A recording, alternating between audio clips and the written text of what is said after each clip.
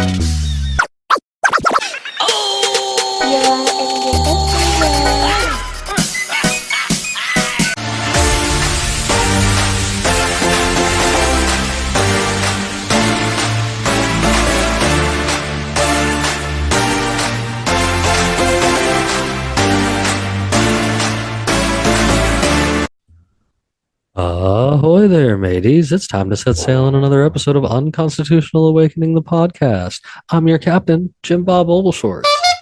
And tonight, we've got another fantabulous guest to join us from over there in the world of podcasting that I have found on Instagram, man. I don't know if you guys are keen on this, man, yet, but you guys should hop on over there to Instagram. You can go over to the Unconstitutional Awakening on Instagram or even my Instagram, and there are just all sorts of podcasts that we mutually follow, man. And there's some really cool people out there talking about some really cool things, talking to some really cool people, and I was just lucky enough to find myself another one to conversate with this evening. His name is Jay, and he is the host of How to Kill a Sacred Cow podcast. And man, this dude is pretty cool. He's definitely someone that's talked to a bunch of cool people, as well as, into a bunch of neat stuff, man. Like I'm looking forward to this conversation. We've had to reschedule this one 2 or 3 times because it's just the world of doing this, man. If only you guys knew the stuff that I have to go through sometimes doing all this stuff. But hey, I love doing it, and I love doing it for you guys out there, man. You guys listening, you guys watching, all of that. You guys are the reason we keep doing this. Here we are over a year and still going strong, getting close to that 200 episode mark. Woo! And all kinds of good stuff, man. So, and the podcast family has kept growing and such. And this is how I met Luis. If you guys recall, he was a guest to begin with, and now he's part of the family. So it just keeps growing, man. And that's the kind of stuff I like, trying to find cool people to have conversations with about how we can make the world a better place to live. And I don't think that's a bad thing, right? I mean, I don't know. I'll leave it up to you guys. So, but of course, anything we do get into talking about tonight, you guys know, can always be found at everyone's favorite website on the whole World Wide Web, man. That's really hard to believe, but I see you guys coming in all the time. But so many people every day checking in on things, and you guys always make sure you guys check out unconstitutionalawakening.com. Your home for everything us, man. There's all kinds of neat things going on there. Every day I'm trying to put something up there, whether it be episodes with me over there on the Red Pill Project, or people are over there putting different things, or checking up to see who's answering those pirate questions to get themselves some of them free stickers and stuff, man. So, of course, every episode is on here as well, and all kinds of different things, man. Y'all give it a check out. I did an update recently with some new artwork just for you guys, man. So while you're hanging out over there, you can find places to watch us if all you do is listen, and listen if all you do is watch us, as well as just, take a tune in while you're tuning in, man. Sorry. Too much sometimes. I know. I apologize. But while you're there, if you want to treat yourself to something nice, you can get you some sweet Unconstitutional Awakening merch, man. Stickers, hats, coffee mugs galore, man. I've seen all kinds of great things come out of there. And you know what? You're supporting a fully self-funded show, and we appreciate when you do, man. So appreciate all you folks out there doing things to keep us going, man. That's for sure. You can also take a gander at our friends in Liberty, Kirk Elliott, Peachy Key Creations, Ammo Can Survival, who's totally got a sale going on right now. You better go check it out if you want. Brett Pike with Classical Learner and Homeschools Connected, as well as Pure Pet Wellness, man. And in the links, man, there with all this stuff, there is totally code you can use to get yourself some money off the top of anything you want to order from all these folks, man. There's all kinds of good things to help yourself out, man. So go check out these folks and see if you can do something nice for yourself. Do something nice for something else. We're trying to build an alternative community, man, because y'all have seen the shit show going on, but it is what it is. So I guess I'm gonna quit blabbering this mouth and we're gonna hop on in here with Jay. Bandit and Luis are in here with me this evening, so I think we're gonna have a good time. So let's get on with it. Of course, as I was saying, you guys, I've got Jay here, who is the host of How to Kill a Sacred Cow podcast, and Luis and Bandit jumped in with me tonight. So I think this is going to be a fun time. Jay, how you doing? Finally, man, we've tried time and time again on this one, and it just keeps running into dead ends. I'm so glad for you to finally be here this evening. No, man, thanks for having me. So what happened is I used to live in a city, and then I moved out to the country. Turns out, internet fucking sucks out here. So I've had to do everything in my power. I got several routers with because I mean it's a really nice house. It's just really long. So where we have our original router, I've had to. All right, long story short, I've had to run a lot of fucking wires, and then last week we had a fucking power line go down in our driveway. A tree took it out, and I was looking at the tree. We got like 30 inches of snow. I was looking at the tree like 2 days before. I was like, I need to fucking cut that down. Like that's gonna. And then so point of the story is anytime that little thing speaks to you inside your head, fucking listen to it. I had a friend. The tree fell on the house, and then that's why they usually tell you keep a perimeter of the height of the tree in reference to the house. And that's why you see some old houses, they figured it out and you see a giant perimeter of trees, but there's a huge gap. And you're like, why? Because it's smart, because any storm happens. That's why you need that perimeter, because if it falls, it doesn't fall on the house. So we had that massive storm come through. It's the town that my work office is in. It's not really the town I work in, but it's a town I spent some time in as when I was younger. My mom's happens to live over there too, though. But they had the 5 tornadoes hit that old, ancient town and stuff like that, and rip a lot of stuff up. And I happened to be driving through there today, and for the first time in a while, I got to look around, and like there was things that just didn't look the same because all the trees are gone and stuff like that. Like it tore up. It made houses visible that I had no idea existed on roads that I've been traveling probably for 20 years off and on. Like it's brutal. Like where's everybody located at? I'm down in the southeast, down here in Georgia. Mm-hmm. Kentucky. Where you go? Brooklyn, New York, the city of insanity. Yeah, I was in Brooklyn once. Brooklyn's a lot whiter than I expected it to be. I mean, it's the lack of sunshine, my friend. Generational exposure to lack of sunshine makes everybody whiter. I was originally not this color. What do we got? Like we got somebody from California. We've got New York, Georgia, Kentucky. We've got South Carolina. We've got Florida, Canada, and Florida. We got Canada, and we've even got Australia that are frequent visitors. Fuck yeah. Yeah, I live in Massachusetts. How long? My whole life. I lived in Lowell my whole life, and then I moved out here to Royalston. It's like right before the Berkshires. So it's a lot you don't sound like a masshole. Yeah, I hear that a lot. You don't though. You don't sound like an asshole, because I grew up in Northern Illinois, just outside Chicago, and I've been in Kentucky here now for 10 years now. I retired out of the military over at Fort Campbell, and I just decided to stay. But I've been all over though. But that's one thing I never picked up since I've been down here for 10 years now, is any type of Southern accent. I've been here in the town that I'm living in right now. I've been here for 5 years, and people still think that, where are you visiting from? I'm like, what what are you talking? I've been living here for 5 years. They're like, oh, you don't sound like you from around here. Because I'm in it's the part of Kentucky where it's like, yeah. Oh, it's like New York where it goes from elitist prick back to south. Like the more north you go, the more south New York turns. Oh yeah. Yeah. I mean, I always fucking love the South, though. Everyone always thinks I'm from the South or from Canada or some shit like that. And, it's just because, like, I actively tried to make sure I didn't have the Massachusetts accent growing up because I thought it sounded retarded. So, you do it on the fly. One of the last units I was in, we had a medic that was from Massachusetts, and he was absolutely every stereotypical part of the accent from Massachusetts he had.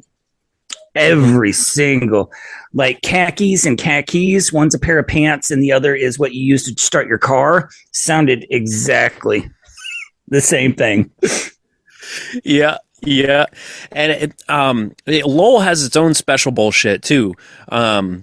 So there's like it's a thick Massachusetts accent, but with all kinds of stupid shit like "use guys," and I'm trying to think of them. I'll think of like Bath. Like people say Bath up here and potatoes, just like weird stupid shit, and just like you just sound stupid. I spent some time in Western New York, and they say use and they say pop. And all their things that end in AR or whatever all has like a high pitched A before. I can't even repeat it. I can't do it right. But like it was funny when I was up in that area because I was working at a service station where I pump gas, and everybody's got all the different accents, and I'm not from down here, but I've spent a good bit of time down here. But they automatically knew. They were like, you're not from here at all, are you? And I'm just like, no. And the only thing I can figure is that it slows down and gets more draggy the more the older we get. Like that's the only thing I can figure. Like I've tried to put a place to it, but used to I got told I was talking too fast. Now I get told that I'm fucking slurring sometimes, even if I'm not inebriated whatsoever. It's just a slur that's come along with being stuck in the deep South for so long because everything moves slower. Yeah, I love the South. Every time I'm down there, I fucking love it. That's where I'm supposed to be. That's why I got out to the country, because I always hated living in the city, man. So we bought this house up here in Royalston to homestead. So, getting everything ready. I just I'm starting all the compost bins, going to start building all the raised beds. Right after I fucking I've been cutting down trees for days because like fucking Royalston is like 1,000 feet above sea level. So all the trees here are pretty thin and tall.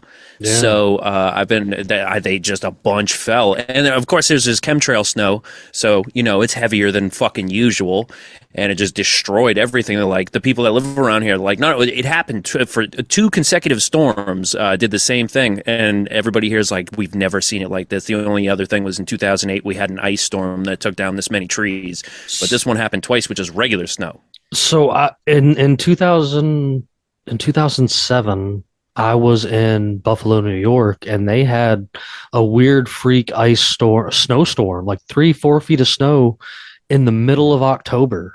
Like everything was still green, and it was just a wicked. And I remember being up there and being a part of that, and remembering there was something off with that snow. That was the first time I seen people online gathering up snowballs and setting them on fire and like turning them black. And I was just like, something ain't right here, man. And they were just like, oh no, it's because you live in a polluted area. And I'm like, no, dude, like I remember coming here as a kid and seeing a lot of snow, and this is different snow. Like this isn't the same kind of stuff that was here when I was a kid. Like I all of that messing around. We do talk about that a lot. Like they're always messing around with the different weather tricks and stuff that they're trying to do all over the world, and people think about the rain, but I don't think anybody puts snow into that perspective when it's just an absolute another form of precipitation that is cool and nice to visit. But listen, you're not going to catch me living in it anymore. That's why I'm down this far. Florida weather without Florida people. Like it's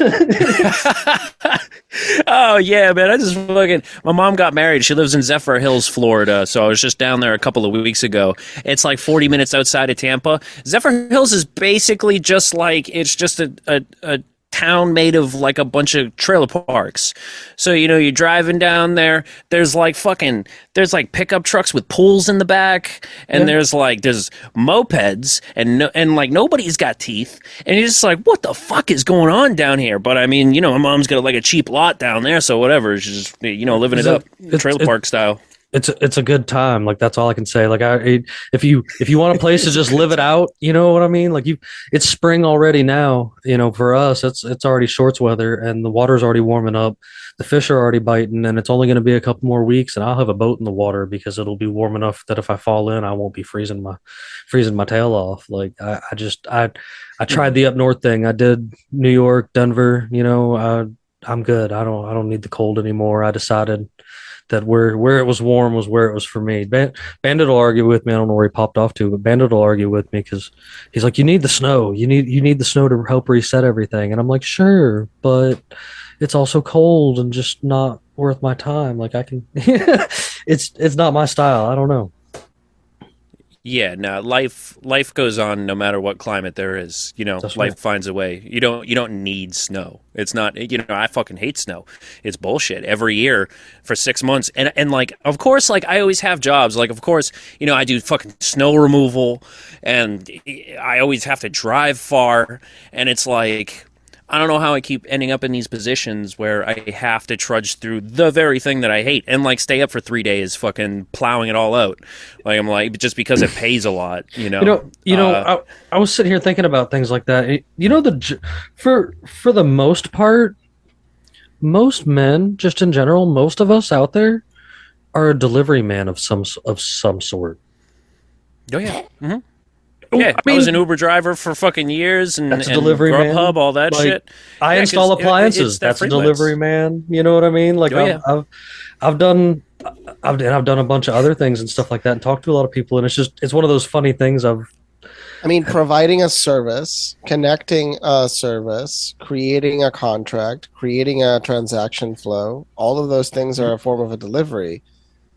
In many ways, human beings' transactional mechanisms is a form of delivery. It really is. Like we're all fried. We're all just delivering crap. But that's why I was mentioning to Bandit that Stranding. I don't know if you ever played that video game. It's a piece of art. They joked around. It's just FedEx delivery simulator.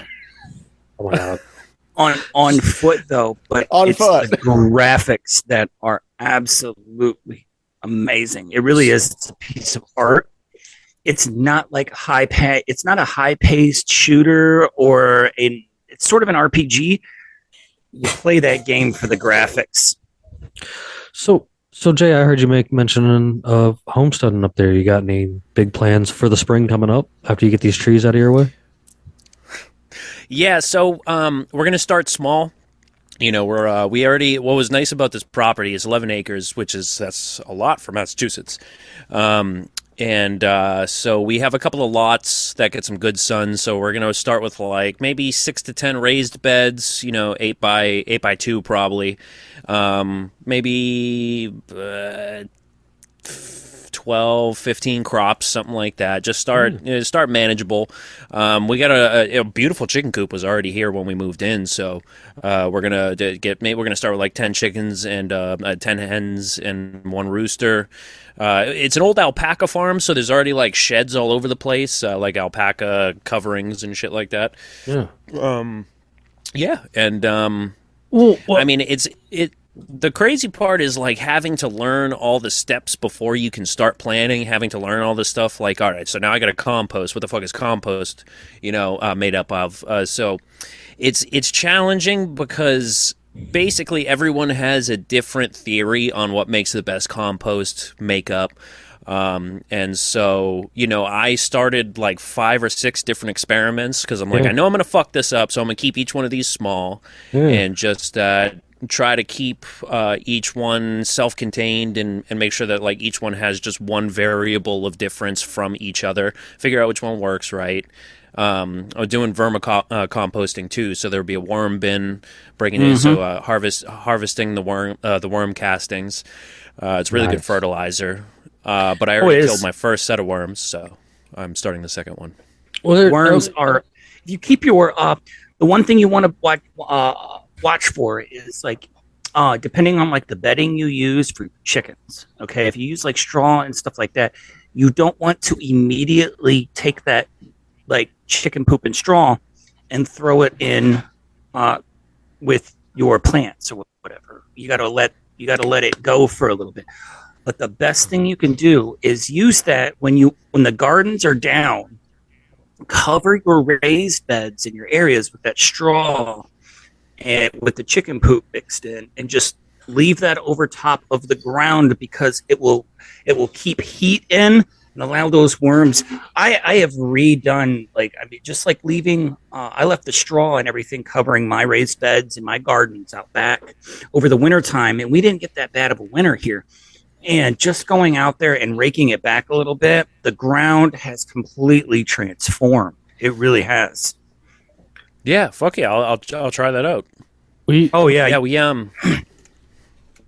No, Luis and I spoke to a fellow here recently that has this really, amazing idea, like layout thing and stuff that he had learned from another guy in a way, and he's like trying to expand it, and it's the food forest idea. And like ever since he showed that to me, I've been watching some videos that he sent to me and stuff like that and looking into it more, and it's such a brilliant idea, especially even in an area like what you've got going on, a little bit of homestead type area and stuff like that. And, you're talking about 15 or so crops, and the way he explained this, you could have a lot of those that would be, like annual, they'd keep coming back and stuff like that. You'd minimum moving, and it was just really amazing. And it even produces some compost out of that. And not to backtrack too much, but,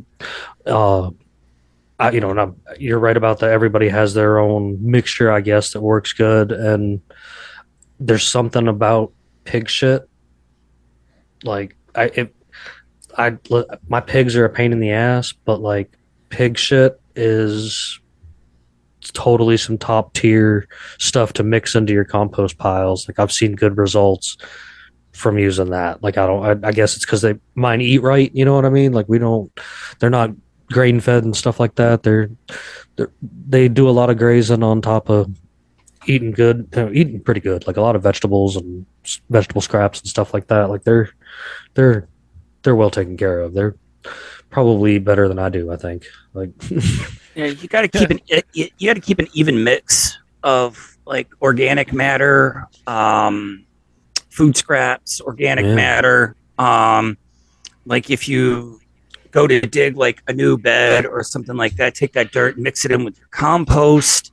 It's got to be, you got to keep a healthy mix. Everybody thinks that compost is they're just going to dump scraps and whatever into their compost bin, and it'll just magically turn into this mixture that you can mix into the ground, and that's not the case. And another thing that would be really good for you to do, are your chickens going to be free range?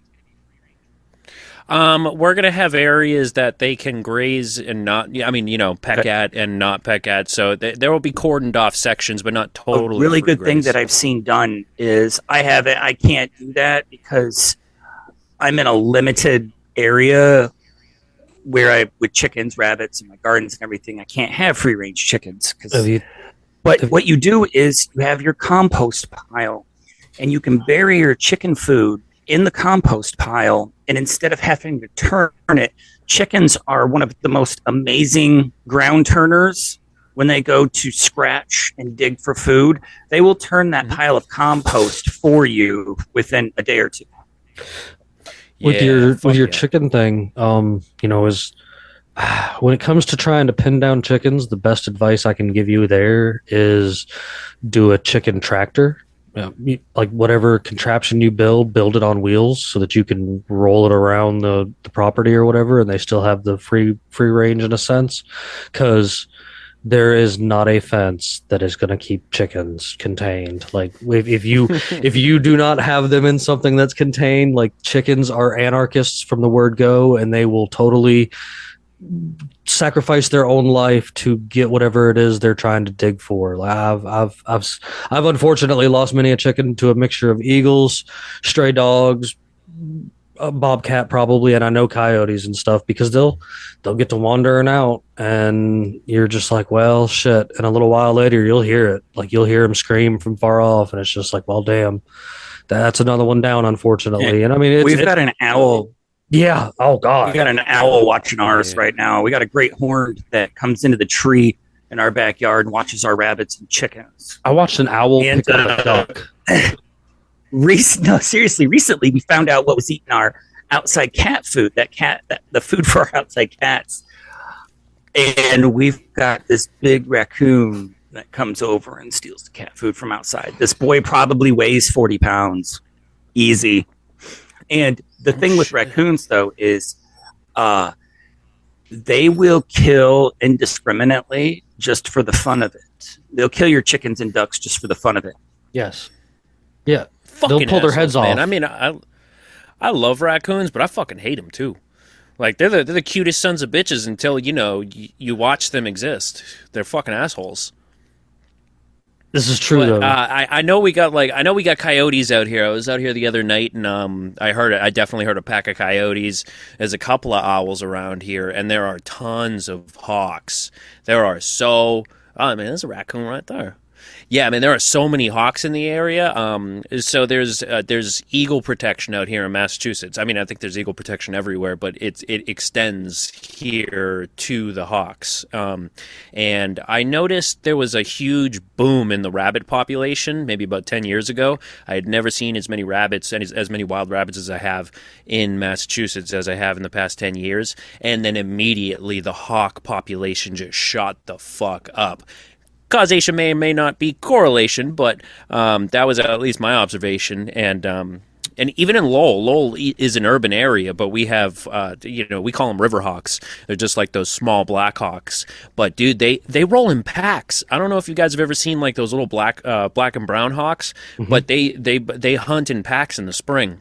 And they just they circle the river, probably hunting for fish. I never actually seen them get one. I'd watch them for hours. But yeah, we definitely have to deal with all that. We got an electric fence for the chickens to keep them, but it's a very small area. So thanks for telling me ahead of time to know to watch out for fucking anarchist chickens. Oh man, but some of them you can kind of train down to stay within an area in a way, but like I'll tell you right now, I don't know what it is. Leghorns are on top of the worst. Like they not only do they go everywhere and get everywhere, but they lay eggs in the weirdest friggin' places. Like I found eggs. Can confirm. I have found eggs on the roof. I have found eggs underneath the air conditioning unit. I have found eggs like inside of yard art. I have found anywhere but the nest, and it's the leghorns because they're the only white layers that I have, and it'll be white. They will find a spot that is a catch. When I found the ones underneath the air conditioning unit, there was probably 30, 40 eggs underneath there. And I was like, shit. What the hell? Like, and I was like, you guys are just asking for a snake to come over here and bed up right here because I can't keep up with these when you're laying them in random places. I used to have a scrap pile, and there would be, when I was moving everything out of there was just catches of eggs inside of just random refrigerators and random pieces of folded up metal, and I'm just like, leghorns. No a good supply of eggs, but they are just some of the most headache chickens. And a good rooster always a good backup when you got a bird problem too. Like I've found that there is, if you have a good large sized rooster, like he will go toe to toe with even some of the biggest prey birds. Yeah, I've heard that. We were actually just going to get pullets, just a 10 pullets or something to start off. But I've heard a lot of people, and I had a friend of mine say, like, no, you need a rooster because they need to keep those bitches in line. Yeah, I mean, because they'll just eat each other up. They'll fuck with each other. Is that's one of my friends has like two cross-beaked hens because they fight all day without a rooster around. Yeah. Oh, they will too. They'll, and people say it's a myth or whatever, but like if you don't eventually get a rooster around, like one of your hens is gonna become a rooster. Like it's unfortunate, especially if you're running a larger operation, but it will totally happen. I've seen it happen with my own eyes, and you're just like, wait, I bought, these were all girls, and it's wild. But I love chickens, man. Like they're on the top of my list of good things, and I can always recommend a goat if you got the temperament to deal with one, like, because you never know. Yeah, we want to get a goat. You never know. Sometimes they could be the friendliest goat in the world, or sometimes they're going to be a complete fucking asshole, and you have to build a arm bar. I built an arm bar out of an old refrigerator handle that I can just grab onto and run up the side of me or whatever, so that when I get out there and Cusco wants to get lit up with me, I can just bang him off, like, because he's coming full force when he feels like it's attack mode time. And then I've got another one that Cusco. Yeah, he's my little buddy. And then I joke around about the other one being an anarchist goat, but she's the sweetest of them all, and she will come lay in the middle of the outside table with you while you're sitting outside.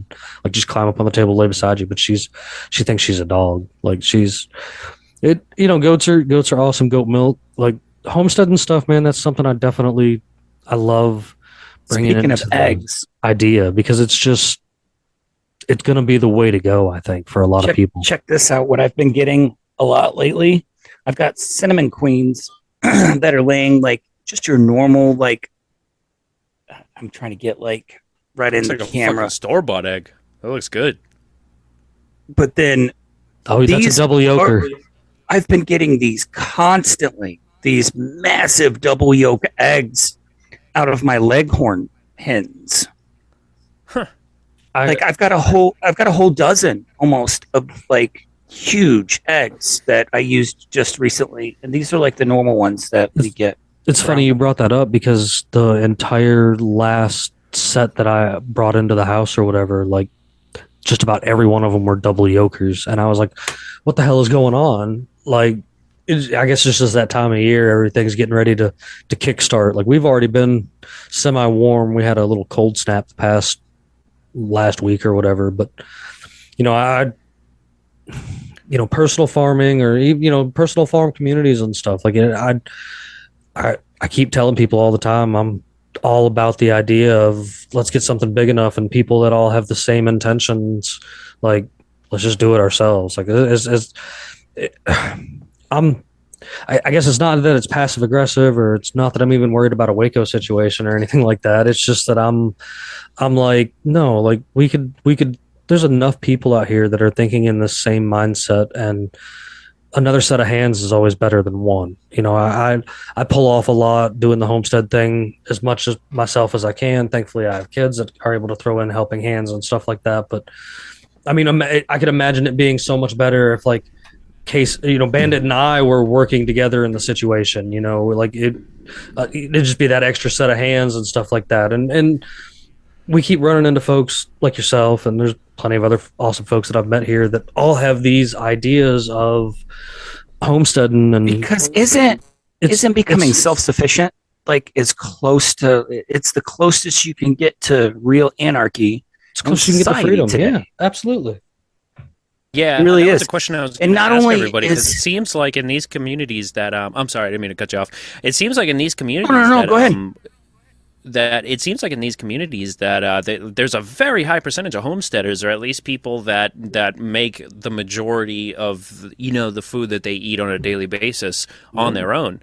And I don't think that's just a peripheral type of I don't think that's a coincidence. I think that's it comes with the territory. Like, I've wanted to do this for years, and the stars just aligned perfectly. It used to be a way of life. Like, I mean, like people ask about things like daylight savings times. Why does that exist? And it's because it was like a farm schedule thing. And And Which is, it's kind of weird though, because wouldn't It is. farmers just wake the fuck up when they need to? absolutely. No, absolutely. Like you wake up Well, when I you wake think up as the sun's coming up, as it is anyway. But like there's it used to be such a way of life that, that's why there's a lot of things in this way the school system was even built originally, because there was times that the kids needed to be at home to do their at home farm work and stuff like that, because you had to spend the summer and fall months getting prepared for the winter, because the grocery store was the 40s when the first like big commercial grocery store was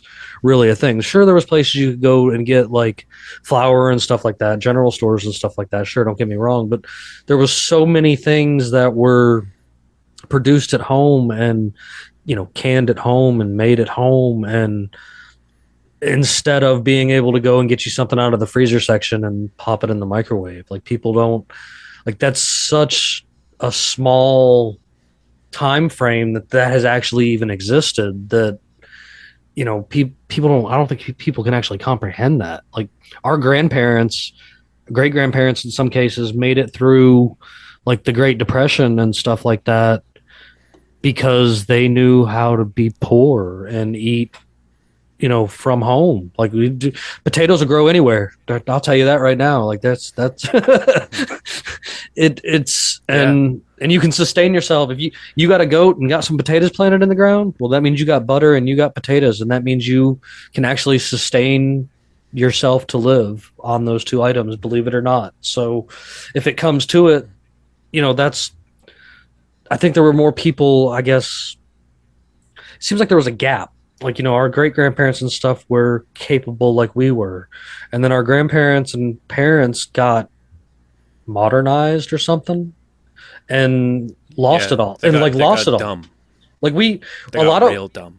a lot of us had to wing it and learn this stuff along the way. Like, that's why I really do. This is that whole, the internet's a double-edged sword, because I have learn so many things from finding somebody on TikTok or YouTube or Instagram or something that they happen to have a really neat skill. And I'm just like, well, all right, if they can do this, I've got the same amount of brain matter, up here, and two full working hands, still have all my fingers for now. So I'm pretty sure I'm capable of at least trying to figure out how to do this. Like, even if it's not perfect, at least I can make it enough to continue going, whether it be mechanic work or rebuilding things with, like servicing in appliances. Like, you think I went in blind and stuff like that, but now it's kind of second nature, just because you learn what to do, you learn how to work with it. And the more you learn these things and the more you learn from your mistakes, the more skills you obtain. Like, I feel bad for people that go and waste 10 years of life in the same college to learn how to, I don't know, design an engine that sucks to work on because they think they're an engineer and they're smart. But I just met recently a car designer, and he didn't go to traditional school, and he's working now with private projects to design cars for wealthy individuals that want to build their own custom vehicles. And then, so what they did recently, they were putting the engine of a plane in a car, modifying it, giving it a form of a clutch to some degree, and it's in the body of what it would call, like, it's similar to a Volkswagen Beetle, but the slope and the design, it's gorgeous. It's really beautiful. But it's interesting that all these rich people buying all these ridiculous and overly priced cars and millions of dollars, and why don't they just get custom designed? Like, what level of creativity do these people have? It's so sad, honestly. But see, I think we surpassed. What a lot of it is sorry. Yeah, I was gonna say what I think a lot of it is this generation that came before us, the two generations before us. There's just something wrong with them, dude. I mean, there's plenty of stuff wrong with our generation too, but there was just they don't fucking get it. You know what I mean? And I've always been like, anytime I get new roommates or a new girlfriend or new housemates or something like that, I have to sit them down and like, hey, listen, this is what you do with your fucking trash. You know what I'm saying? Like, this is recyclable. This is not. Why are we having this conversation at age 32 and 34? This is fucking ridiculous. And the one thing that I've learned, even just this couple of months of living here, especially from, obviously having an intention to compost and things like that, and not having actual trash services out here like there is in the rest of fucking Massachusetts. That's why the property taxes are so low in Royalston. But it's like what we do with our waste is absolutely reprehensible on a level which like it just infuriates me most days when I see people doing things with their trash. And when you're in places like when you're in cities, you have to do the things with your trash in the place that you are, and that kills me too, throwing something in a recycling bin that I know goes in the same fucking compartment of the trash truck as the trash. You know what I'm saying? And like, just you can reduce your waste and your impact on the environment, which isn't that what all you motherfucking liberals are always fucking yelling at me all the time? We need to reduce our carbon footprint as they throw a fucking soda bottle in the goddamn trash. Like that is exactly how you do it. And this type of metropolitan, cosmopolitan type of life, this synthetic reality that's been grafted on top of this organic thing, it totally just separates people from, well, the consequences is it separates them from responsibility for their actions and responsibility for what they do with, even something so simple as waste. But it separates you from the value of your waste. Like, I am huge on, like, someone's throwing away an HDMI wire, and I'm like, yo, dog, get the fuck out. Like, you just put some electrical tape on it. Like, this is still good. What the fuck are you doing? It's like, it's trash. And I'm like, first of all, we have e-waste. Like, we have places we take this shit. You don't throw that in the garbage barrel like people throwing lithium batteries in the fucking trash or something like that. But yeah, even one thing I've been finding is like we produce too much waste for me to compost right now. I haven't built the big bins yet. I'm still working on fucking tote bins and stuff. But I'm like, well, put that over here to the side and we'll just like bury it.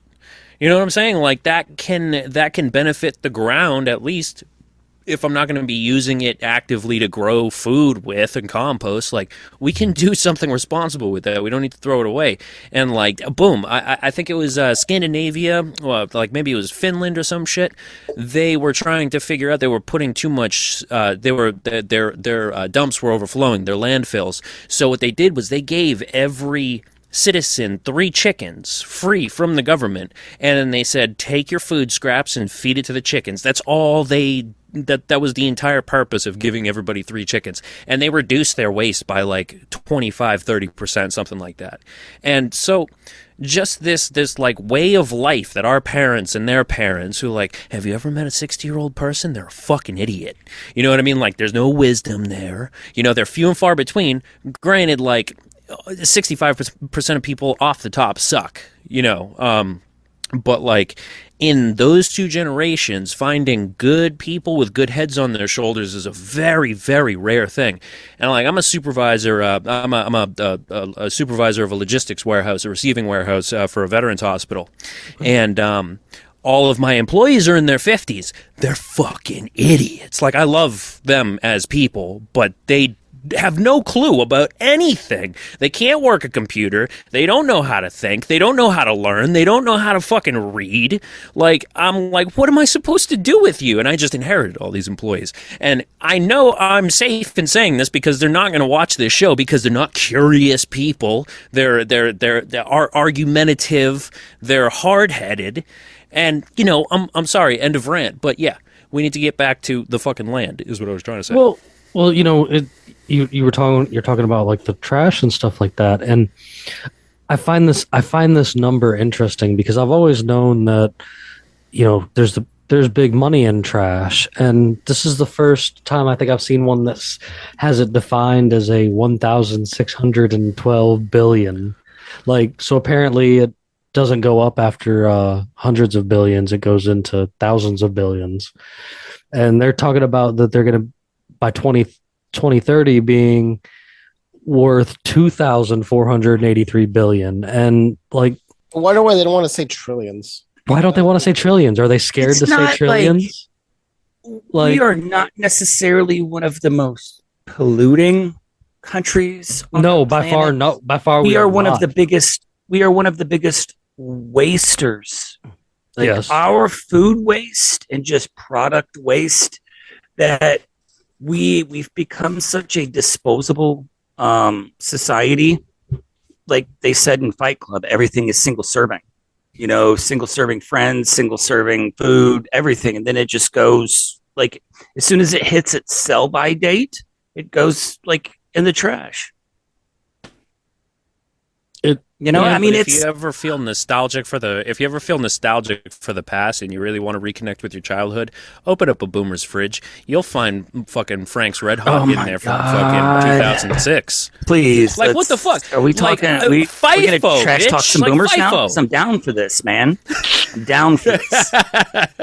All right. I'm just saying, like, I No, moved and in it's with, not with just my that. It's mother-in-law, like and go to some high end stores and go into just take a day and go dumpster diving and see what companies throw away every day. It will blow you away.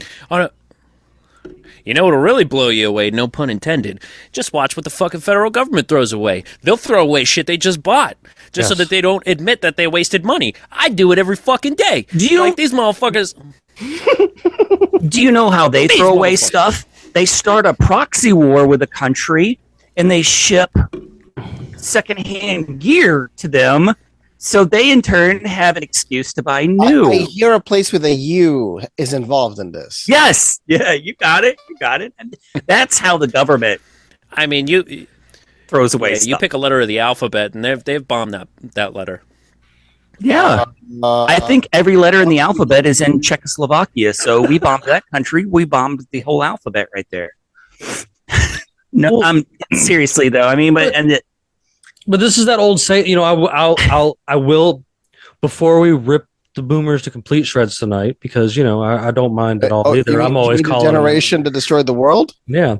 Oh. Like they are right when they tell me one thing when I show up with new refrigerators, and it's always, I hear the same thing every single day, and it's they don't build them like they used don't to. last.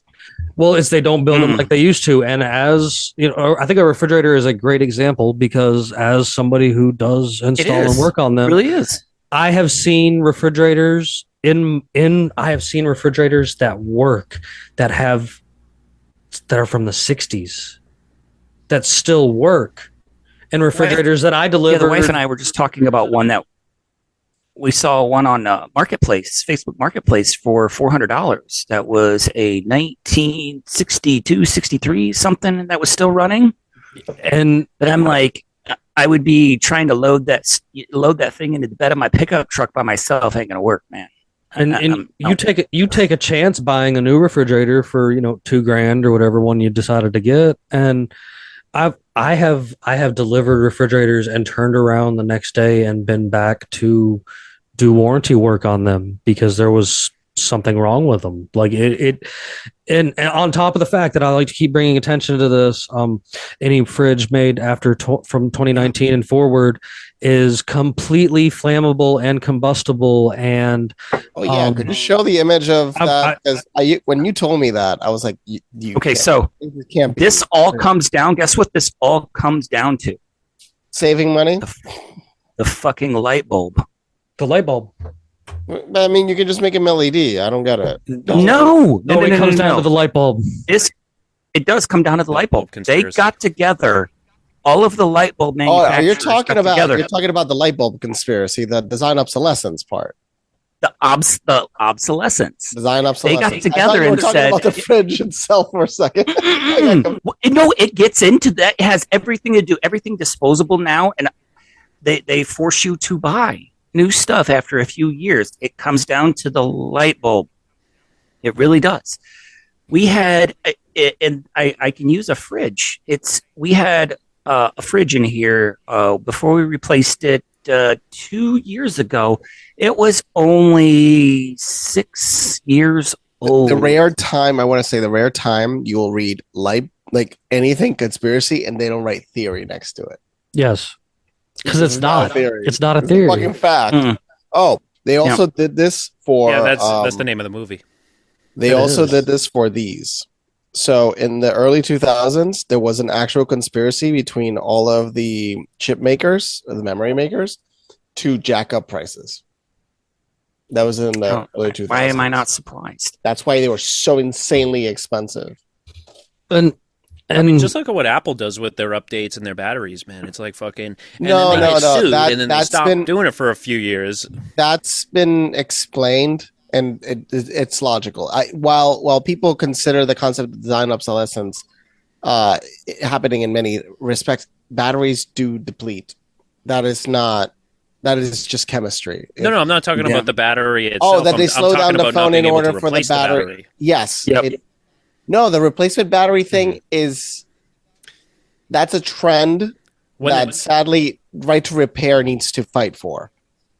So that's a separate thing. But that's Right to Repair more than design obsolescence, because design obsolescence would be that the phone like actually starts breaking down, and thankfully the components are breaking down, but the battery chemically, that's the only thing that once we get graphene batteries, it's all like it's over. We can finally have something that can last for 10 years and not worry about it. But the good thing with all of this is like this has all come to like a culmination of events, like with all of this that has pushed more people into homesteading, homeschooling their kids, reusing, upcycling everything. It really has pushed so many more people to saying, I don't want to live like this anymore.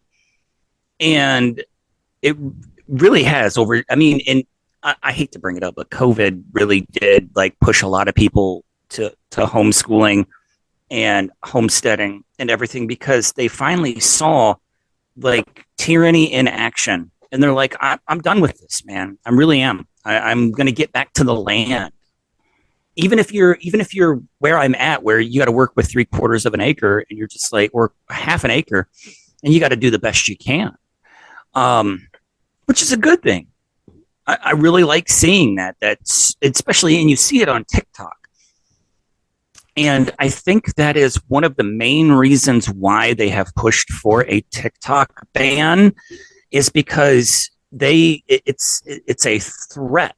The ability for people to communicate like this and share info like this and get people to see things for the way they really are, it has threatened the government. So, I've never heard that take. That's an interesting take. oh man, TikTok. I'm going to give TikTok its credit there, man. It's when I first downloaded it because I was doing mechanic job and sitting in between cars and stuff. And one of the younger lube tech guys had it down. He kept showing me videos, and I was just like, fine, I'll watch stupid videos on my own phone. And I downloaded it and started playing around with it. And I started finding and seeing homesteaders and people with unique abilities and stuff. Like I've heard the stories, and people are always like, oh, all it is boob shaking and dumb kid shit. And I'm like, sure, if you let your algorithm get to that was point, Vine. Like that was Vine. Like on TikTok, I met inspiring people with that were actually out there doing it. Like they actually were like, okay, screw it, here's me living out of my van, or screw it, here's me living on this chunk of land that I just bought out of a container, and like we're just gonna go with it and see where it goes. And seeing people do stuff like that, like the way you were mentioning and that stuff back there, Bandit, like I feel they have tried their damnedest to attempt at a lot of things, and this goes into the right to work on your own stuff things too,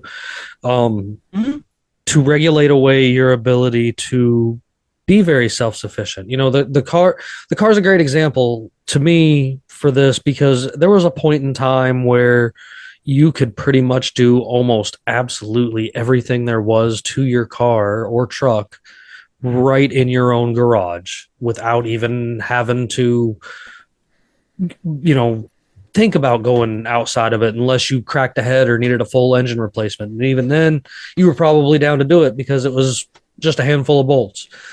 But now you can't. Like, I worked for Nissan for quite a few years, and you can't even get into the system to adjust things and stuff unless you have the right key card and stuff like that. Like it's crazy to think that we're making it to where it's a lot like with the medical field and stuff. Like we're making it to where the only people that can do anything about the stuff that is coming out broken is the people that produce the broken stuff to begin with.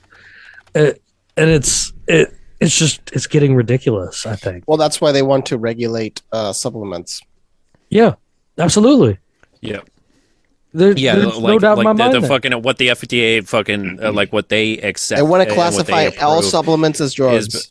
This is one, for example, that they want to classify as a drug that is very popular as something to help your body in general. It's been a supplement in Japan for decades, so they're going to use this case to fight them, saying, "Look, this has already been in Japan for decades as a supplement.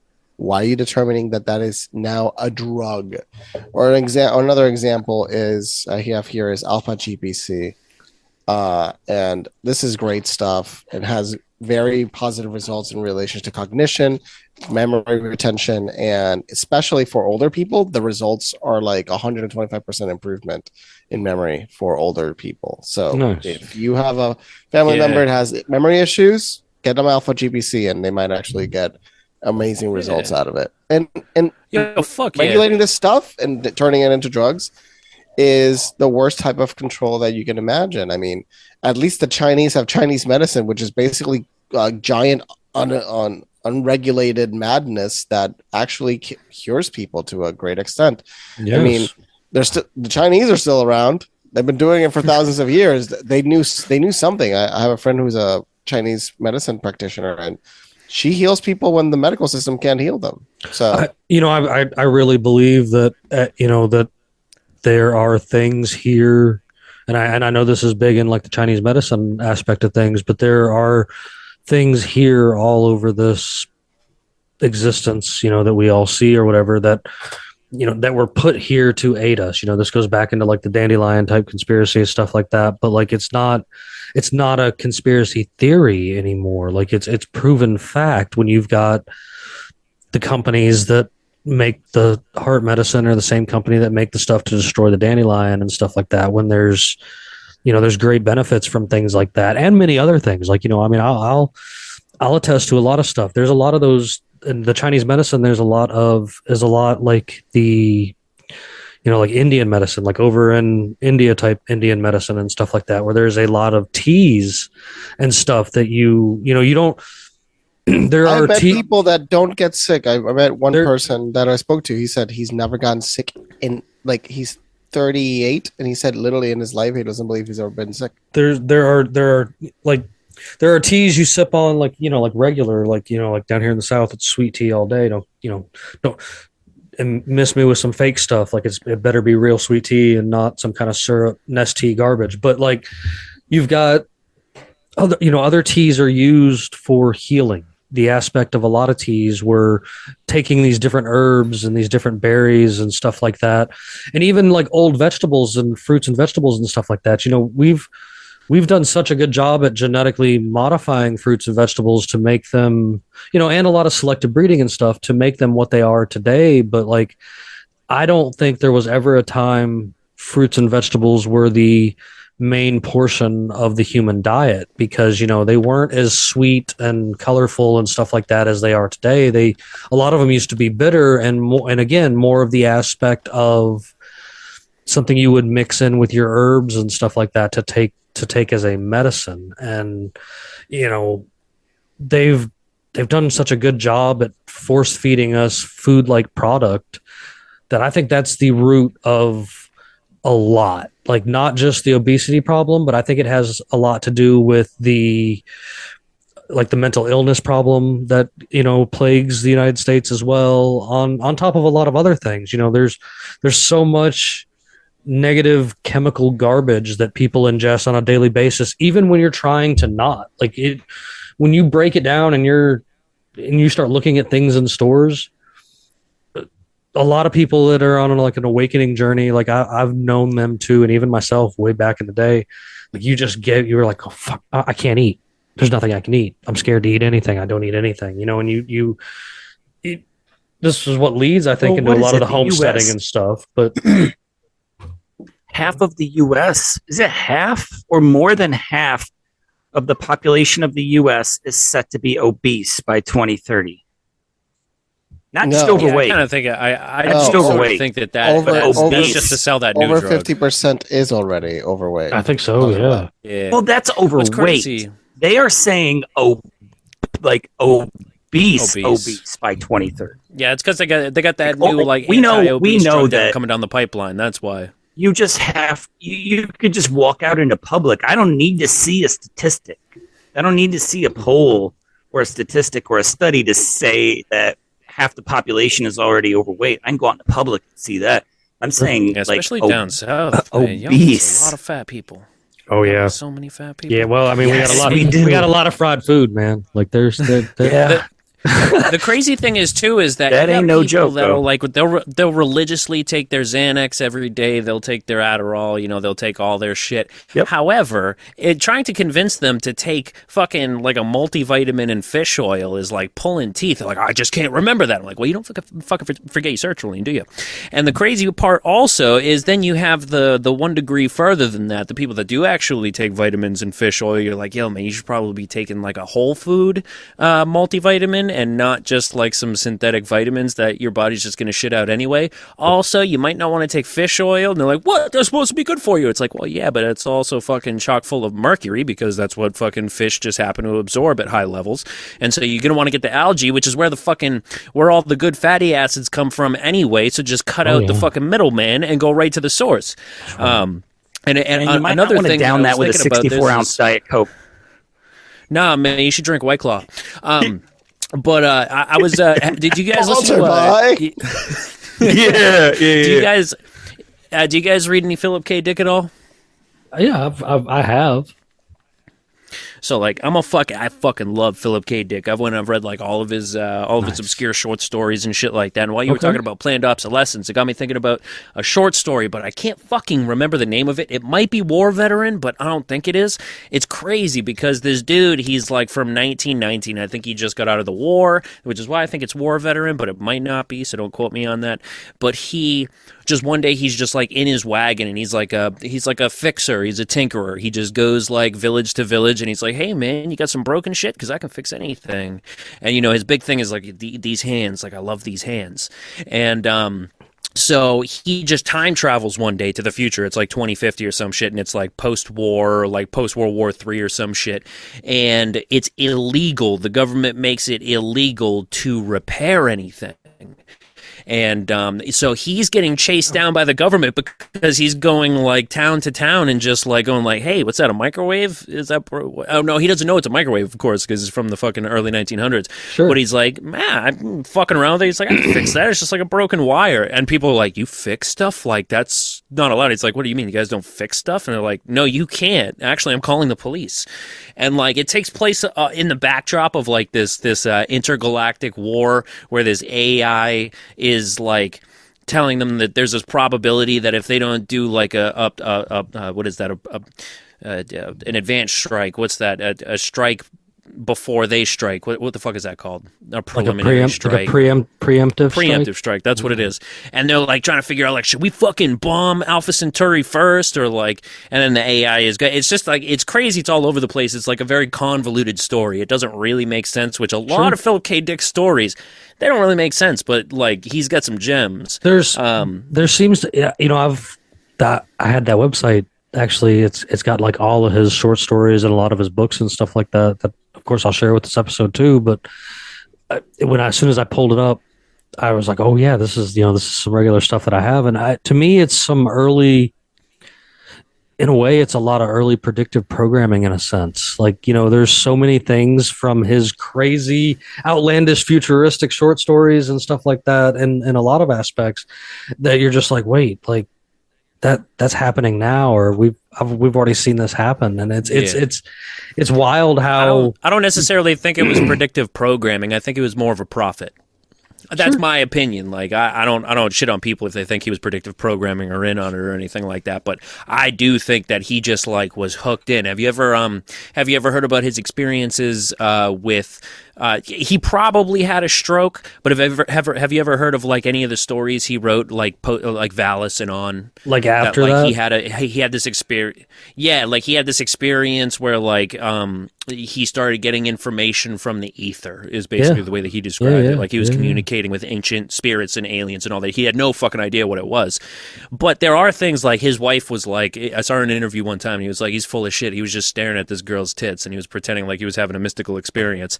And because she had a Christian fish with like a gem in it, and it like beamed this light into his head or whatever like that. But she did say like, there was that one thing with the appendix, and I guess what happened is he got one of these transmissions from one of these entities, and they told him they needed to get his son to the hospital right now because his appendix was going to burst and he was going to die. And his wife was like, "You can't fucking know that. He's just got a fever or whatever." And he's like, "No, we got to rush him to the hospital." They get him there. The fucking doctors are like, "How the hell did you know that his appendix was going to burst?" And he was like, "Well, the spirits told me." And they're like, "Whatever." But even his wife, who was like, that motherfucker was full of shit. He did nothing but lie, except for that one time. That was a little weird. Well, and I guess maybe predictive programming was the wrong word to go at, but like I believe that things are, already in that ether, as you made mention right there, like definitely. And like if there's ways to, in a sense, bring them to fruition. And like his stories were so loved by so many people and stuff like that. It's crazy to see some of this weird dystopian stuff almost making it to today in a sense, a lot like with a lot of like other ones too. Like I don't even like to throw 1984 as being predictive programming or whatever. I just think that it's one of those things that like the idea come to him and it was something that was definitely going to like happen sometime. The ether just hadn't born it yet. You know what I mean? Like you could also call 1984 the greatest script ever written in the relationship to, hey, what's the best? This approach. And how do we not get fucked? Well, you do this. Oh, great. Yeah. So this is what they might do. All right, cool. And the thing with George Orwell too, though, is that he fought in the Spanish Civil War, and and he saw that. So the communist Soviets, they were funding the proxy. They were funding via proxy a communist takeover of that, and then there was a fascist. It was messy, and it doesn't make much sense. But it was actually the precursor, was the backdrop to World War II. But also, he had friends inside the Soviet Union. Now, at the time, you got to understand, when he was writing this shit in 1948, they didn't know what was going on in the Soviet Union yet. Like, some stuff would leak out, but for the most part, there was a good cap on information that could actually make it out of the Soviet Union. Like, they didn't know about the pogroms, they didn't know about the gulags, anything like that. So when he started getting all that information, he's like, "Wow, man, we need to fucking." That's why he wrote Animal Farm. He was like, "We need to start telling people." You can also look at shit. Huxley, who was a contemporary of his, Brave New World in 1930s. Yes, actually, they were. George Orwell was Huxley's French tutor when Huxley was younger. But Huxley is one of these motherfuckers. He's an insider, right? Like him, Julian Huxley, his brother was the first head of UNESCO. Like they were plugged into the elite. But maybe you at the end of the book, which is not a spoiler because if you haven't read a book written in 1936, well, sorry. The end of the book is the best part, and they say, "Oh, we can have a 4-day work week. We can have a 4-hour work day." In 1936, somebody was writing the theory that now everybody's saying, "Yeah, we can do a 4-hour work day and a 4-hour work week." And it's this weird crescendo where we're getting to this weird point where the powerful realizing if we don't start giving these people some liberty back, we're gonna get really fucked, and we need to give them some before we really screw them over with technological supremacy, over with the artificial intelligence taking over of everything, because we're too lazy to do it. So we're gonna just have the computers do it, but they forget that humans designed the computers, so eventually we humans can just take over then the computers back. So we're this weird crux of like, are we gonna go north or south? Well, there's a lot to unpack there, really, because when he's talking about the 4-day or the 4-hour work week back then, that was based on it was a very popular idea at the time. People were running the calculations. They were like, well, this was before planned obsolescence, which was probably, we'll bring it full circle. That was probably one of the reasons they instituted planned obsolescence, other than it being a good business model for multinational corporations and all that stuff, was that these guys were running calculations. They were like, actually, people are going to be able, if we continue this rate of consumption of goods and services and all this stuff, people are really only going to have to work this certain amount. There were people that had different they results cover to the exactly that in the calculations. book. Yep, you're right. I mean, that book, and you hear him talking as well. And then I coming knew what the back fuck he was talking about. Oh, sorry, I didn't mean to. There's just a delay. So, yeah. So that it's coming back around. So basically, when things are being pushed, on this type of level, and you start getting acceptance by the government, which I always tell people, like, if you're in a room and the fucking government, the municipal, state, federal, and corporations are on your side, get the fuck out the room, because somebody's gonna die.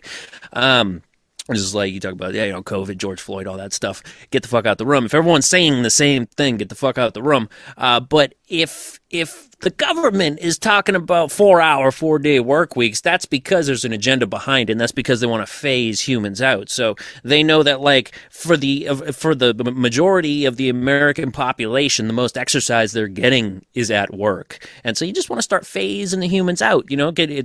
People don't do productive shit with their free time. You know what I mean? Like, there's a very small amount of us that did more shit during 2020, 2021, all that stuff, than other people. Everybody just fucking did nothing and just spent their fucking stimulus checks. But I mean, I picked up more hours at work, but that's because I had the opportunity. What I don't get though is, I mean, the amount of theft that happened in these few years. So Oxfam, who is also not the greatest in terms of reputational organizations because of all the child stuff, but Oxfam did a study and they determined how bad wealth inequality was, and it was, I think, a billionaire made $1.3 to $1.7 million for every dollar a regular person made. So, in $42 trillion of value was created in just these past few years. 42 trillion, and they kept all of value. It. Well, no, it's like and it just keeps it all keeps funneling funneling for up the planet. So this 42 trillion is for the entire planet. So when we take the context of the whole planet, then it's a whole different number. Just saying the United States. But the United States printed like 20. And furthermore, these motherfuckers, like, it doesn't matter what happens, the consequence is always that the money just flows back up. You know what I'm saying? Like, all these banks that are getting shut down, you got the 4 big banks. You should a good inflation law. The inflation cannot go higher than the rate of how fast it's possible to print it. Bet. At the rate of current bills available without creating new bills. That would actually curb inflation massively. See, like all these crooks. Jerome Powell wants to destroy the economy. Like, I don't believe a second that he gives a flying fuck about anyone, because he literally just raised the rates again, 25 basis points. Like, what the fuck are you doing? The economy's imploding. Oh, let me raise the rates some more. Let me create a bigger chaos. Yeah. But they also said the FDIC might insure now up to 10 million. Yeah, right. Which is makes sense. Well, it was 250,000, which was a joke. That made no sense. Yeah, but hopefully that's real. But at this point, it's like, is it? What was hyperinflation at the end of the Wehrmacht? Oh. What was hyperinflation? We're talking. Well, what was it? What did it cost to get a loaf of bread? 200 trillion Deutschmarks? Was it? Well, was it level of? Was it the Zimbabwe level? I think it was worse. I think it was the worst example of hyperinflation in recorded history. Yeah, because they were saying in 3 hours the pricing would change 3 times. Like in 4 hours, the pricing would explode. Yep, you could get the price you could get for 2 sausages in it just like an hour or two, it would cost that much to get a half of one. But I've never seen the full breakdown of how the hell that was even possible. Like what exactly the government was doing, but there was the Warburg family, one of the richest families in all of Europe that nobody's heard about. They're the ones that held all of the Nazi companies while basically they were not Nazi. And that's how most of the German power stayed in power. It was a bunch of Finnish people that kept all those companies afloat temporarily as the economy was imploding. But under normal circumstances, all those companies would have gone bust with the economy. Do you guys think this guy right here will make a comeback here soon? Since the economy's going the way that it is, this will be. Yeah, I was just about to mention this motherfucker. It's funny too because one of those Warburgs was over here helping to craft the Federal Reserve. And what's crazy is like I have to field this weird question all the time, like because everyone's got this weird like conception of the Nazis, and I just can't wrap my mind around it. So it usually is couched in what? So you're a non-interventionist. You don't think what do you think? You think America shouldn't have intervened in World War II? I was like, nah, I don't think the Americans should have intervened in World War One because then there wouldn't have been no fucking Hitler. You know what I'm saying? Just let the French and fucking Germans battle it out. Fuck them. Fuck them, but yeah, we gotta go help them. What? Because they owe us some money. Everybody acts like if you lose a war, it's the end of time, right? Like, that's why New York was drafting legislation right before the Civil War because New York was actually thinking about joining with the South. They were gonna go against the Union. They were gonna be like because they didn't want the cotton trade to dry up. So they had this legislation sitting there. They were like, well, maybe we should just stay with the South because that's where all our fucking money is. And it was all put forward in these terms. It was like, well, if the South loses the war, all of our trade is going to dry up. We're never going to have another export again. It's like, nah, people bounce back and countries bounce back. When they don't bounce back is when you put a total unfair reparations package in their fucking lap after they lose. California. Look what California's getting ready. What is California going to pay reparations at for slavery? 500 billion. It's 500 billion or something. It's going to $641 billion, and they already have. What is their deficit now? They're already coming up on a deficit. Trillions. Yeah, it's ridiculous. It'll never happen. They're just trying to garner votes right now, and it's in the most ridiculous way possible. But like you said, Jay, you brought up a really good. You made a really good statement there. Countries will bounce back. The U.S. will bounce back. We'll bounce back. Not California though. No. Screw no. The U.S. will bounce back. We might look a little bit different afterwards, but we will bounce back. Where did all the neurons in all these people's brains go to? Like what drugs are they taking? I'd like to understand. Chemtrail air. Were you talking specifically California? Well, those politicians. Or just in general in the United States? I mean, I know in general opiates are the bee's knees, and that's the reason why everybody's screwed. Fluoride. Yeah. Fluoride. Have you guys heard about the fluoride trials? I have heard about the fluoride trials.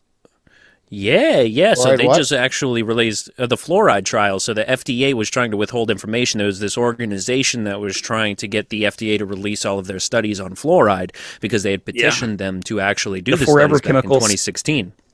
Yeah, and it turns out, it fucking lowers the IQ of children, and it has no positive impact in terms of dental health. Absolutely none. You know what? I mean, I go through these phases where I'm like super healthy, and then it slips for a while, and then I get back. I'm like, oh yeah, I'm not doing that thing anymore. That's why I can't think straight. Limited exposure to fluoride doesn't really hurt you. Like, let's say once or twice you drink fluoride. It's the consistency of drinking.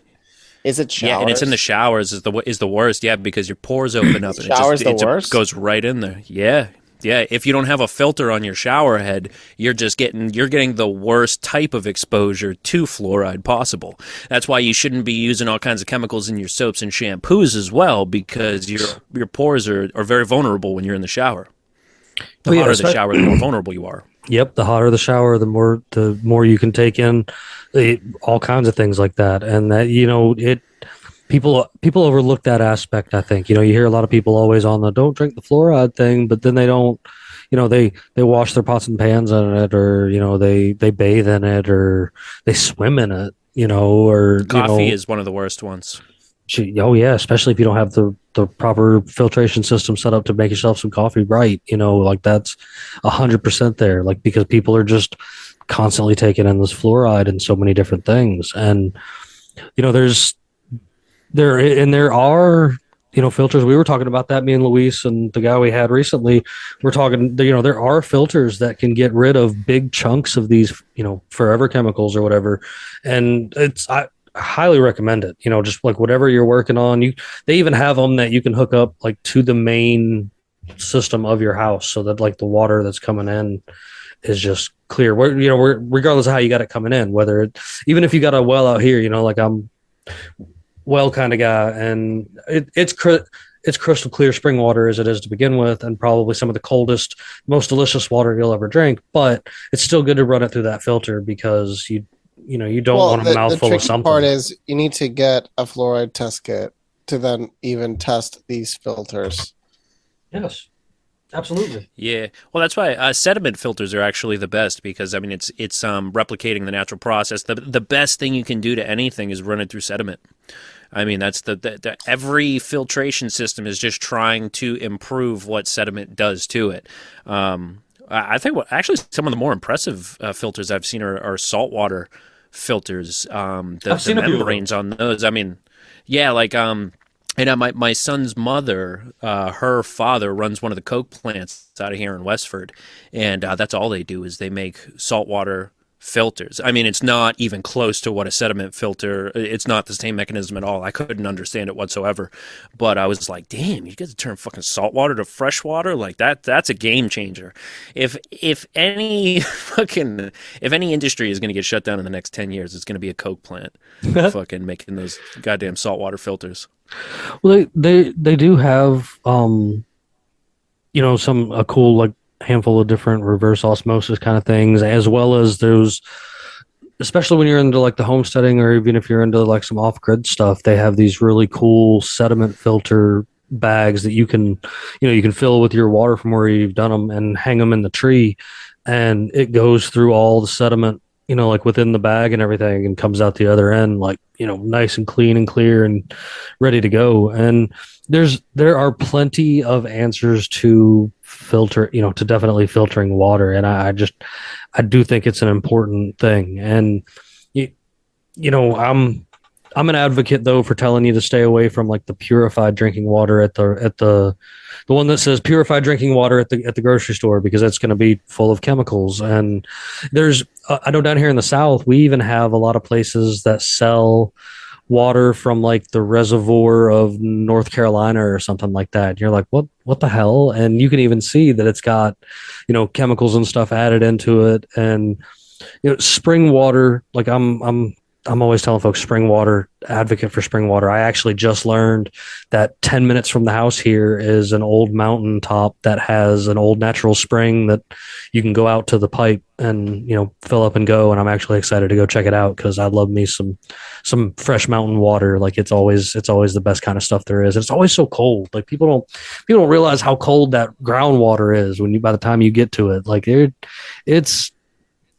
makes a difference. And I think that's why people used to have all those wells and stuff that you would see, commonly, where people would go get the bucket of water and bring it back, because a lot of those things were ridiculously deep. Like it's not just about just trying to find water, but they were just ridiculously deep anyway.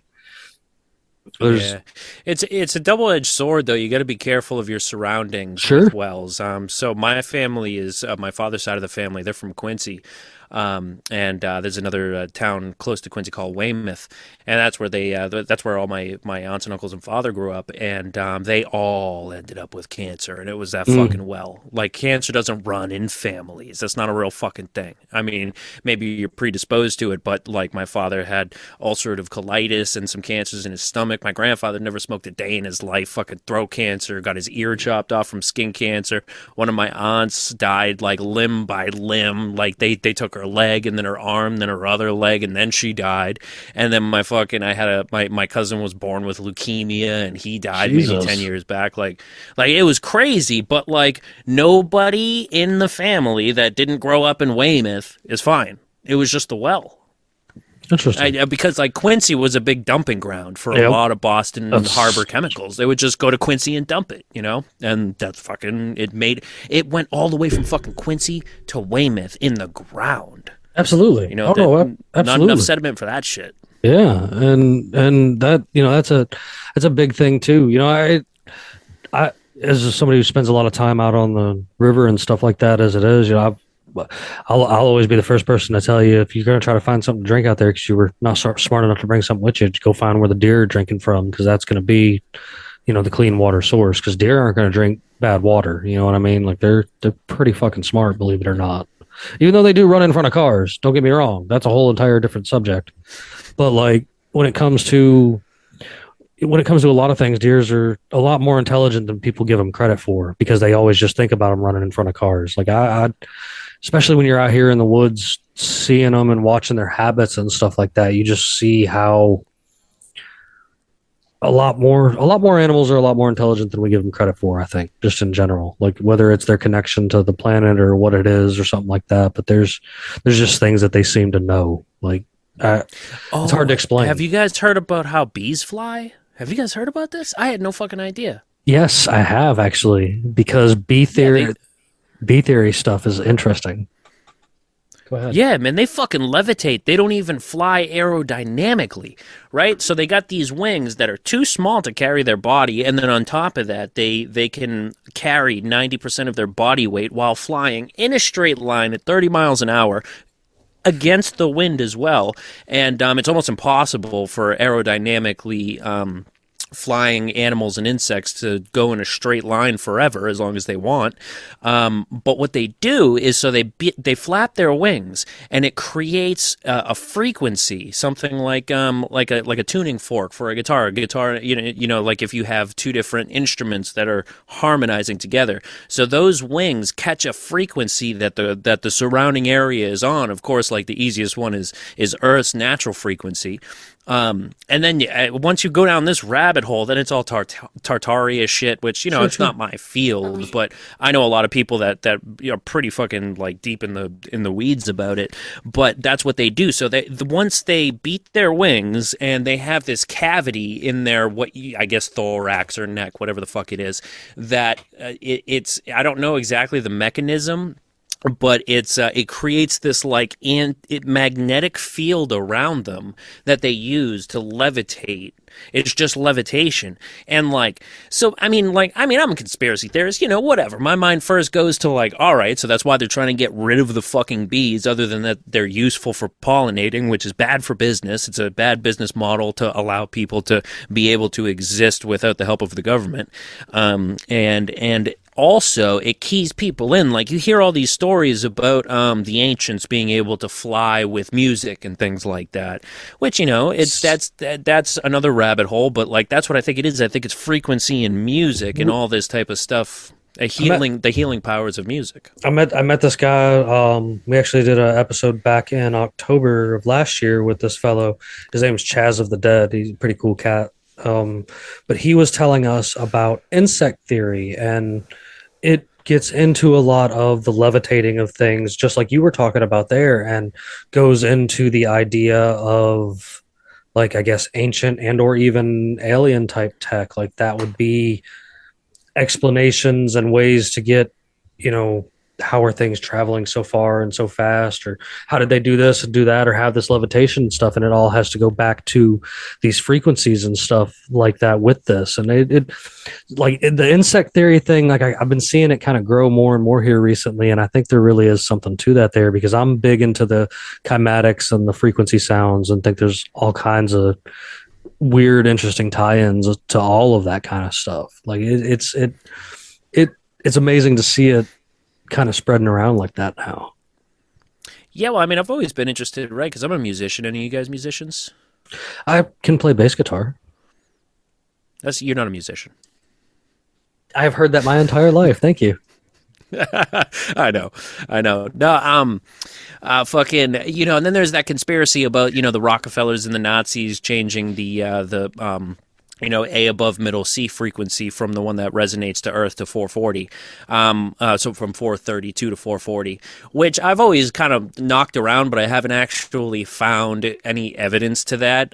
It has a lot to do with, instrument makers not wanting to make, a European violin and an American violin and an Indian violin, whatever, and also for orchestras and symphonies to be able to go from country to country and be able to play interchangeably with other, there are very logistically reasonable answers to why you would standardize the tuning. However, it is not a conspiracy that the Rockefellers funded the research that led to the conclusion that it needed to be changed to 440. Now, it just so happens that the Earth does resonate at 432 hertz.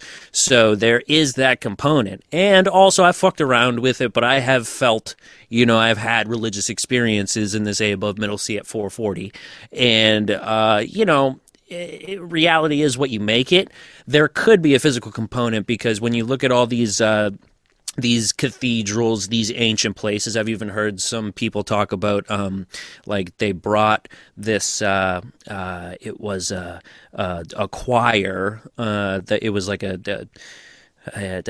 the old Christian music, whatever the fuck that's called, the friars or the monks or whatever, and they went into one of the chambers in the Great Pyramid of Giza, and when they all, resonated their voices at a certain frequency, there was healing effects and things like that. And I guess that's a ritual that a lot of people do, going in there. So I definitely think that's a possibility. Like, when you look at some of these churches and you look at those organs, that's a lot of work. I mean, people love loud shit. That's always been a part of humans, obviously, if they're building these fucking gigantic organs that are the size of fucking churches. But, I think there might be something to that. I think there might be something to using frequencies in order to... Because what happens if people key into that shit and they start making fucking carburetors that can run on A above middle C? You can't monetize that. Facts. No, you're absolutely right, and I think that's what there's a lot of these things, and like I was saying way earlier in the show about things being regulated into certain places and certain things to make it more difficult for just us in general to be, whether it be self-sufficient or anarchist or however you want to roll with the words of it. But it's I think it's very important that we all do find a way to do more for ourselves and more for our neighbors and friends. We talk a lot about building on small community and stuff like that, and I do see that as kind of intimidating and threatening for a lot of people and stuff like that. And my only other option and answer to that is, find a group of buddies that you trust and get that giant chunk of land, and maybe you can sit with your homie on your front porch out in the middle of nowhere while the rest of the world burns and not have a clue that it's going on around you. I mean, at this point, I think that's really the best answer for a lot of it. Is more of us need to work on banding these little homestead ideas together and maybe not take the brunt of the work ourselves.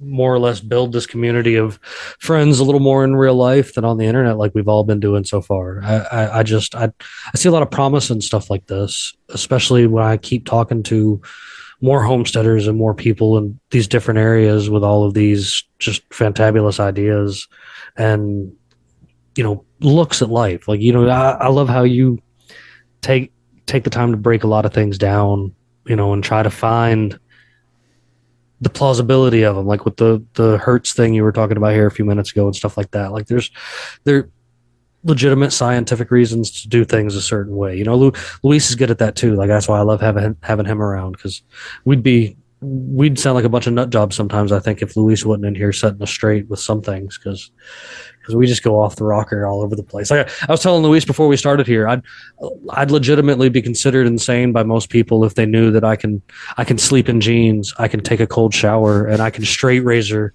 with just a razor and water, like it's nothing. And it's just I'm not doing that anymore, man. I have no choice. I can't. I'm too old. I have no choice anymore, man. I can't use shaving cream. I can't. It breaks my face out. Like I just don't buy shave. an organic one. Yeah. Just don't shave. Or don't shave. That's it. Just don't shave. I like to keep. Yeah, fuck that shit. Shaving's for pussies. That's what I always say. I have not. I mean, I have run an electric razor over my face. I have legitimately not touched my face with an actual like shaving razor in 10 years. You know, there's an actual reason why beards are useful scientifically. To protect your face. Oh, I thought we were going for a joke here. All right. No, it's because the clitoris? They realize yes, that's appropriate. So they realized that people with beards were able to sustain blows through their face better. So that's why the Vikings could just take a beating and keep going. Fuck giant beards. Well, that's why all the I mean Vikings had that is beards. the whole reason behind some baby. sumo wrestlers. The whole reason behind sumo wrestlers, the way they do their hair, is for protection. Yes. So they don't get. So pushed? I mean, it's So it don't get. It don't. well, get no. gripped When out they during the match. when they collide, You could just. and they get thrown around it. There's actually a legitimate reason why they do their hair the way they do it. I've So never don't thought get- about it. So don't get ripped out.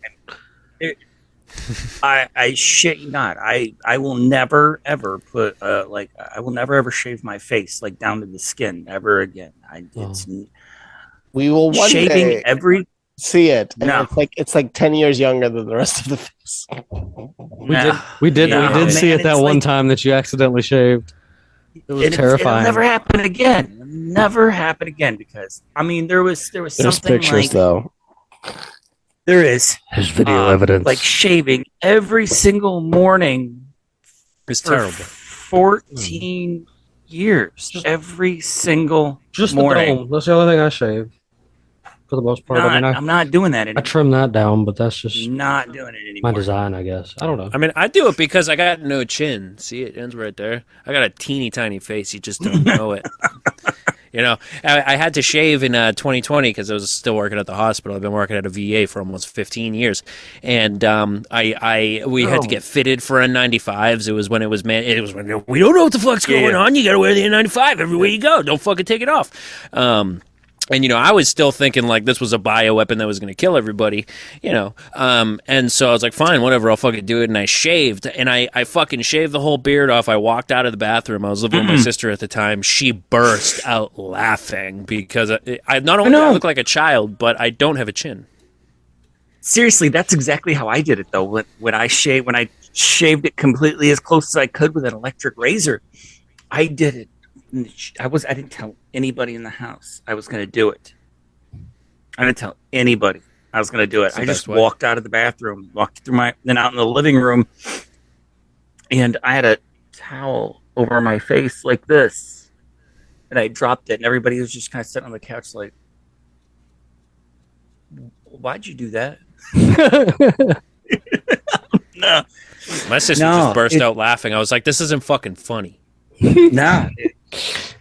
I felt it really. It's like walking out. Medical reasons. It's like walking out of the house. It's like walking out of the house without your wallet, or walking out without your your everyday carry gun. It's like walking out of the house without some valuable piece of equipment that you normally carry every day, and suddenly you leave, and you're like, "Oh shit, I forgot my beard." So here recently I've been playing around with a random question AI generator that just builds me random funny questions to ask here towards, you know, this segment of the show, as I've been calling it. And so I already hit the generator because I was curious to see what tonight's question was going to be, and I'm excited for this one. So, and this question, of course, can be answered by everybody here at the table, but of course, it's definitely directed at you, Jay. I'd like to hear your take for sure. How many chickens would it take to kill an elephant?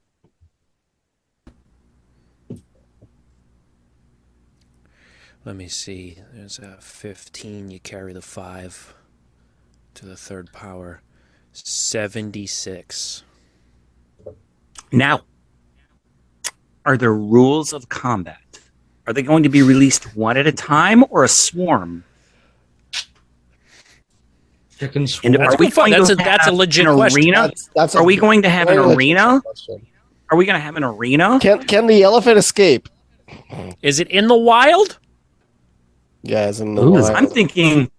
I'm thinking a swarm might overtake it, but one at a time, Hell I no. don't think so. No. There's just no way, because we discussed a version of this on a show before, but it wasn't chickens that we won't go into it, but it wasn't chickens. Well, remember? According to That's- Bing's chat, like GPT or Oh, whatever yeah, thing, you asked it. Yeah. it says it would take 6,500 chickens Wow. to kill a 13,000-pound African jungle elephant. That's a hell of a swarm, man. I was thinking That's a a baby really cool elephant. I wasn't swarm. thinking The Yeah, baby man. You ever chicks. see like chickens or ducks in a circle pit? You Yeah. know, like you see at a fucking metal concert. You just have So fucking good. llama going. Like it's like a mosh. They go in a mosh. It's a mosh pit. Now geese, on the other China. hand, it would only Just take a about China. a dozen cobra chickens, man. Oh, listen, we don't mess with cobra chickens. We just let them do their thing because those are some mean ass Stay away. friggin' birds. Like they're absolutely ridiculous. So, well, Jay, I do, I would like to, give you the opportunity to, plug your show and what you got going on and stuff a little bit, man. Like I do have your thing pulled up over here, your link tree, man. Yes, sir. Yeah. If anybody wants to check me out, it's How to Kill a Sacred Cow. You can find me at. I always suggest going to howtokillasacredcow.com because I'm not paying $30 a month to just throw stuff on my fucking website. It's a really cool place. I try to make it just a nice place to check out all my stuff. That's not what that's supposed to look like. Why does that look like that? Why does that look like that? What, your screen? Yeah, what's that? That's not supposed to look like that. I got all Turn pretty off, pictures you- and stuff. Oh, there There we we go. No, I'm just kidding. So I have all my episodes listed. I read a blog post for each one, but I also try to keep people there, right? I have all of the other relevant episodes. I had Tommy Chong on, a couple months ago. That was pretty fun. Nice. That guy was some cool motherfucker. Yeah. Also, like I have a library, suggested books and books that influenced me. I have a little tiny store. howtokillasacredcow.com. Mostly these days, I've just been trying to just stay away from the information dense episodes and just do conversations with artists, documentary filmmakers. I recently interviewed the lead singer of Ezra Bell. He's one of my favorite. That's one of my favorite bands ever. I don't know. Many people haven't heard of them, but they're the best band that you've never heard of. The dude's kind of a conspiracy theorist, but he's not like too preachy about it. You know how you tend to hear these songs from conspiracy theorists that are like not taking the shot. I don't know, Rockefeller on the block. I don't know, just dumb shit. He's really like a poet. He's a good motherfucker, and he's an asshole. Most of the people that I've met, I've been like, oh man, he was so nice. Tommy Chong was so nice. Nah, Benjamin Womack's an asshole, but he was very very fun to talk to. But yeah, that's How to Kill a Sacred Cow. Just doing my thing. Nice. I found him over there on Instagram, you guys. I'm always finding some great podcast folks over there. Yeah, so how did you find me? I see Because we you don't have linked- any mutual friends, I don't think. I seen you linked with in the podcast looking area and was like, All right, because I was just running it all off of my Instagram for the longest time, and I was finally like, no, let's make an Instagram for the show. Like it needs to be done. And as soon as I made the one for the show, I started finding all kinds of other podcasts, and because I guess because I had podcast in the name, Unconstitutional Awakening the podcast, and so because I'm always looking for exciting, new, interesting people with different takes to speak to. It it's just I started going down the list, and every podcast that I found, I was like, well, I'll mark this one and go check out an episode and come back and do it. And you made mention of the Tommy Chong one. When I seen the Tommy Chong episode, I was just like, okay, I'm gonna have to check this out and listen to this and see what this guy has to say, which was super exciting. Like, I think you did a fantastic job on that episode, and encourage more people that are listening to go check it out. Like, he sounded like he had a blast. Like, from my perspective, like, it just seemed like a real good time. Oh, yeah. So I'm never nervous for interviews. I was kind of nervous. I was very nervous. The fuck I'm talking about. He's like a living legend, and he was telling me about how he jammed with Jimi Hendrix, and I was like, what? But I'm like, why am I fucking surprised? It's Tommy Chong. But yeah, no, it's been fucking great meeting you guys. We definitely have to get together sometime. I'll hook you into my network. We have a lot of I don't know if you guys listen at all to like Expanding Reality or the Ripple Effect, or those are all my boys. You know what I'm saying? Like, I think you guys would fit in just fine there. Nice. So we'll definitely definitely get together. We should do like some type of like super jam fucking round table. Oh yeah, man. We're always down for stuff like that. I've got my buddy Ghost invites us to the tavern every now and then on Friday evenings, and I can even throw your name into that mix too, man. It's a bunch of different hosts from a bunch of different podcasts, all just sitting in there having Friday night drinks and chat. Like, it's just boys having a good old conversation. That's kind of how we run it here too, man. Luis and Bandit are my go-tos. They're always with me, and I appreciate them every night that they do show up. But we do totally have a handful of other people that hopefully one day you'll get a chance to meet when you come back and visit us again. So, of course, before we end up clearing out for the evening, I always like to make sure that everybody gets to throw in anything else that they like to before the evening's over. So, Bandit, you got anything good for me tonight? Oh, I got nothing, except it's like the best. It's the beginning of like the best time of year for me, man. It's time to get like food in the ground. It really is. Yeah. Heck yeah. Does that make me? It's got to make me like older. Yeah, it does for sure. Yeah. Sorry, Bandit. The soundboard never gets old. It's so much fun. It's the best thing. No, dude. He comes in with new stuff every day. He comes into our group chat. He's like, dude, look what I just downloaded, new soundboard sounds. Or I gotta find them. Or Luis, you got anything good for me tonight, bud? No, just explore Philip K. Dick.